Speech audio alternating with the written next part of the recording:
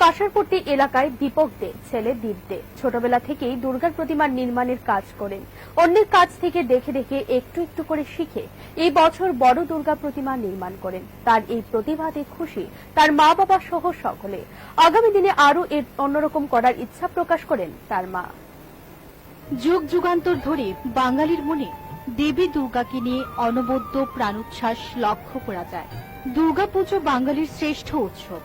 বাঙালির আবেগের সাথে জড়িয়ে এই উৎসবটি কাশফুল, শিউলি সব মিলিয়ে শরৎকালে যেন আনন্দ উচ্ছ্বাসের ধমকা হাওয়া বয়ে যায় আকাশে বাতাসে। মাত্র কম বছর বয়সে নিজের হাতে মূর্তি বানিয়ে পুজো করছে মহাবিদ্যালয়ে পড়া 19 বছরের দীপ দে নামে এক যুবক। তার বাড়ি বনমালীপুর পূর্ব থানার পেছনে। জানা যায় সে 12 বছর ধরে মূর্তি বানানোর সাথে জড়িত।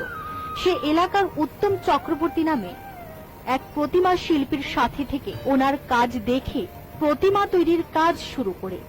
দীপের মা জানায় সে আগে কলা গাছ দিয়ে মূর্তি বানাতো এবং গত 6 বছর ধরে একটু বড় মূর্তি বানিয়ে তার বাড়িতে পুজো শুরু করে। দীপের মা জানায় সে এই বছর কলেজে উত্তীর্ণ হয়েছে।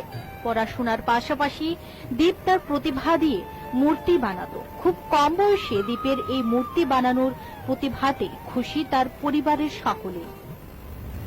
আমার ছেলে তৈরি করছে আজকে বিগত 12 বছর ধরে আমার ছেলে মূর্তি বানায়।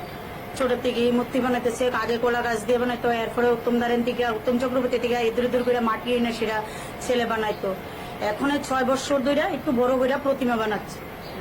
কিভাবে শিখলো মূর্তি বানানো? ও উত্তম চক্রবর্তী যেন ওনার কাছে দেখে দেখে চোখের দেখা দেখে দেখে ও শিখছে কিভাবে আঙ্গুল বানায়, কিভাবে কি করে, কি মূর্তি মুখ বা কিভাবে বানায়, সবকিছু উত্তম দার থেকে দেখে দেখে শিখেছে।